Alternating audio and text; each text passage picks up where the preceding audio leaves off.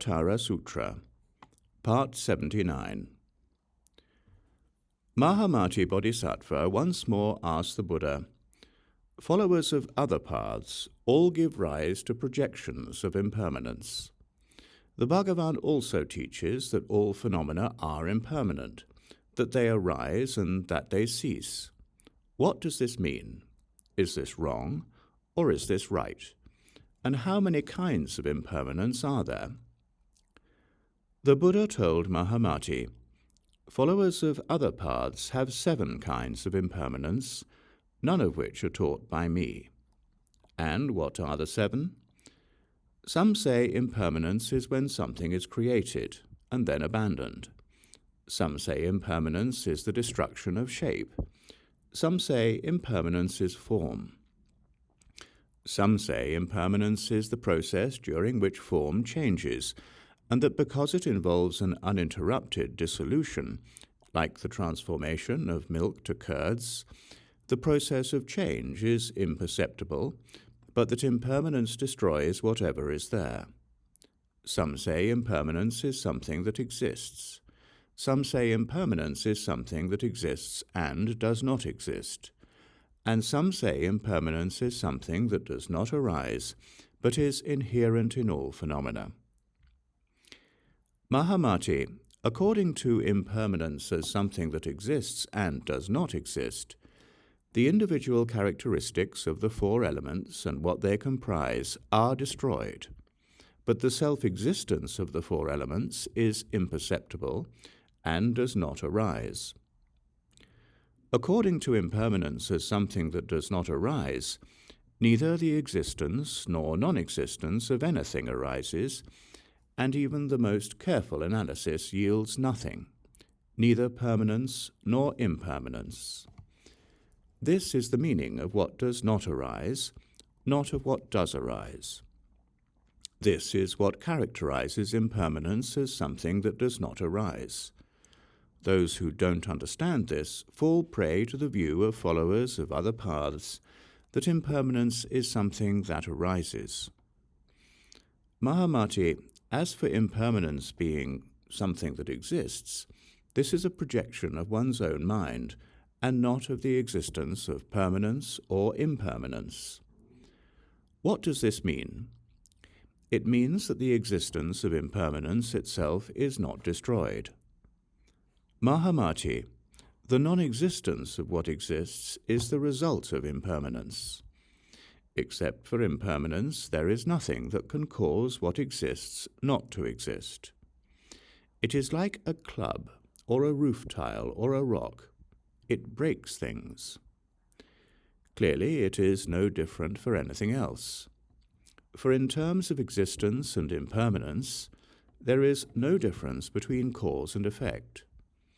If this is impermanence and this is the effect, and there is no difference between cause and effect, then everything that exists would be permanent, as nothing would exist as a cause. Mahāmati, the non-existence of what exists does have a cause, but not one fools are aware of. A cause does not produce an unrelated effect. If it did, anything that exists could be impermanence, and if the effect were unrelated, there would be no difference between cause and effect, even though they were clearly different. In the case of impermanence as something that exists, this would amount to the existence of an effect-producing cause. But if that were so, whatever exists would never end.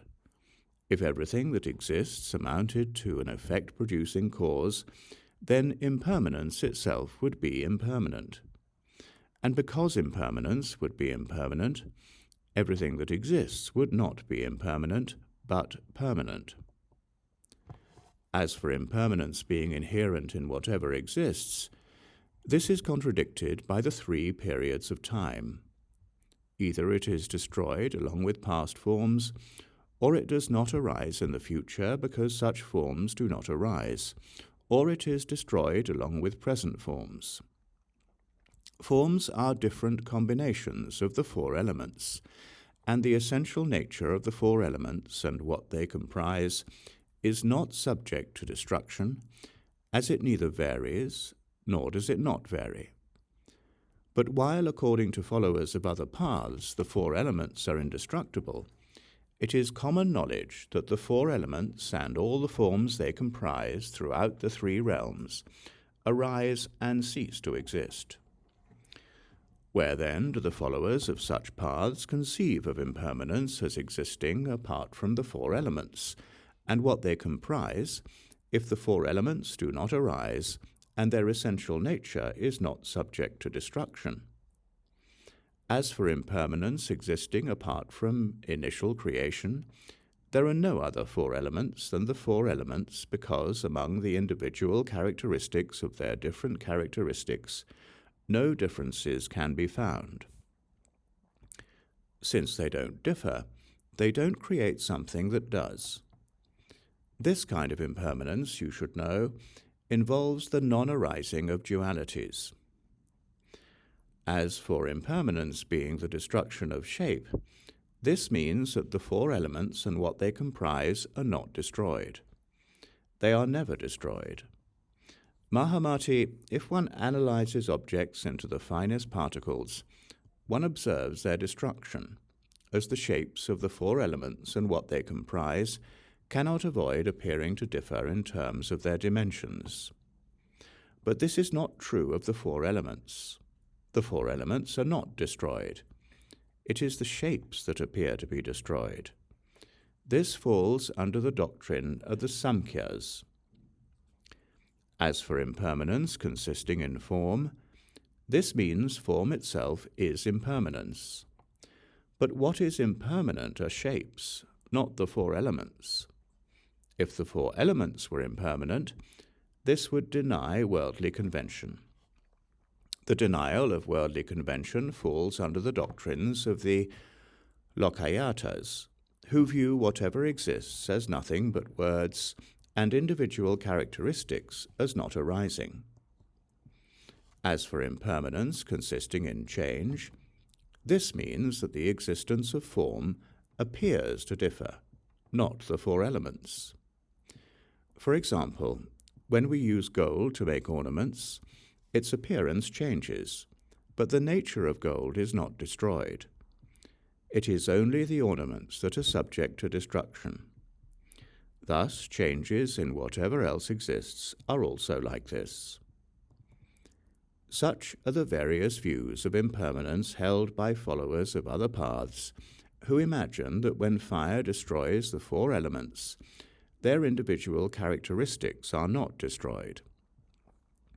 If their individual characteristics were destroyed, the four elements and what they comprise would cease to exist. Mahāmati, my teaching is that what arises is neither permanent nor impermanent. And how so? Because external existence cannot be determined, I teach that the three realms are nothing but mind, and do not teach the arising or ceasing of their different characteristics. As for the four elements coming together and differentiating, the four elements and what they comprise are projections of the duality of subject and object. By understanding that dualistic views are projections, one gets free from the dualistic views of external existence and non-existence, and one sees them as nothing but perceptions of one's own mind. Projections arise when you think about doing something, not when you do nothing. Avoid projections of the existence or non-existence of the mind. All mundane, metaphysical, and transcendent dharmas are neither permanent nor impermanent. Those who fail to perceive them as merely perceptions of their own mind end up attached to erroneous dualistic views. But because followers of other paths do not perceive them as their own projections, such fools have no means by which to know that all mundane, metaphysical, and transcendent dharmas are the result of their own projection of words. This is not something fools are aware of. The Bhagavan then repeated the meaning of this in verse. something separate from what is created, differences of shape, impermanence of form or existence. These are what other schools see. In the indestructibility of what exists, the persistence of the elements, other schools see impermanence immersed in a myriad views. For all such schools as these, there is no arising or cessation. But if the elements last forever, what does impermanence mean? Everything is nothing but mind. From this, dualities flow. Among the grasping and the grasped, there is no self or its possessions. From Brahma's heaven to the roots of trees, throughout their world-encircling branches, what I teach is this: it is all nothing but mind.